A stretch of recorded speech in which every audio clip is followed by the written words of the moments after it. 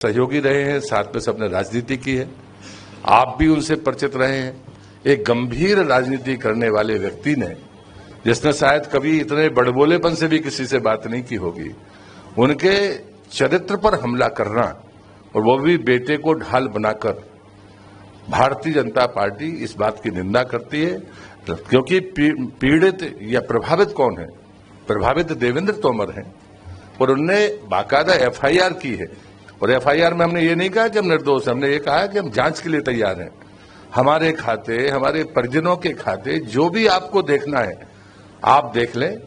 दूसरी बात है कि जो संवाद हुआ है, कोई खारिज तो नहीं कर रहा भाई, ये संवाद हुआ है या नहीं हुआ है, ये तो जांच का विषय है। सामने वाले का उसमें फोटो नहीं है, जो वीडियो जारी हुआ है वो मैंने भी देखा है, उसमें देवेंद्र का फोटो दिख रहा है, लेकिन सामने जो बात कर रहा है उसका फोटो नहीं दिख रहा है। हम अंदाज लगाकर ऐसे आरोप मढ़ते रहे, वो साथ में सिर्फ एक लाइन बोल दे कि हम इस वीडियो की पुष्टि नहीं करते हैं। जब आप पुष्टि नहीं करते हैं तो आप इतने ऐसे आरोप कैसे लगा सकते हैं? और इसलिए मुझे लगता है कि इस बात को लेकर मैं यही कहूंगा कि देवेंद्र ने दो काम किए। एक तो उन्होंने कहा कि हम एफआईआर की कि भाई हमारे और हमारे परिजनों के खाते देख लिए जाए। दूसरा उन्होंने कहा कि जो वीडियो है इसको पुलिस को उन्होंने बाकायदा आवेदन दिया कि जब तक इसकी पुष्टि नहीं होती तो इसको डिलीट कराना चाहिए।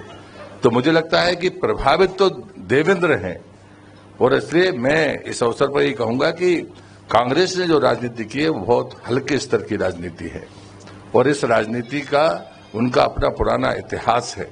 और उसके पीछे जो मुझे कारण लगते हैं कि जो छत्तीसगढ़ के मुख्यमंत्री पर जो प्रमाणित तौर पर ईडी की जो कार्रवाई महादेव ऐप को लेकर है, ये उनका सबसे बड़ा भय है, और उसको ढक जाए, वो चर्चा कम हो जाए।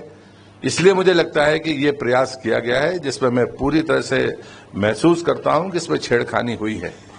दूसरा, हमेशा से जहां पर भी कांग्रेस की सरकारें रही हैं, वो उनके शीर्षस्थ नेता जो ऊपर बैठे हुए हैं, इन सरकारों से पार्टी चलाने के लिए जिस प्रकार से अंधाधुंध वसूली होती रही है, ये उनका इतिहास है, ये हमारा इतिहास नहीं है। और इसलिए मुझे लगता है कि हमको आरोप लगाने के पहले कम से कम कांग्रेस को यह विचार करना चाहिए कि आपका शीर्ष नेतृत्व भ्रष्टाचार के मामले पर जमानत पर है। और इसलिए मुझे लगता है कि अगर इसी पर ही डिबेट होनी है विकास को छोड़कर, तो भारतीय जनता पार्टी इस बात के लिए तैयार है। मैं चाहे छत्तीसगढ़ के तो ऐसे घोटाले हैं, चाहे गोबर खरीदने की एक तरफ बात करते हैं, तो मैं कांग्रेस के प्रवक्ता से कहूंगा कि गोबर घोटाले की भी चर्चा साथ में कर लो तो अच्छा रहेगा। जब शराब घोटाले की बात आती है तब आप चुप हो जाते हैं। जब आपके बाकी जो लाल डायरी की बात राजस्थान में आती है तो उस पर आप कुछ बोलने के लिए तैयार नहीं है। और इसलिए मुझे लगता है कि तेज बोलने से तथ्य नहीं बदल जाते हैं। और मैं आरोप लगाता हूं, मैं कहता हूं साफ कि कांग्रेस का जो शीर्ष नेतृत्व है वो कांग्रेस की सत्ता वाली जो राज्य हैं वहां से आप जिस प्रकार से दोहन करते हो, ये आपका इतिहास है।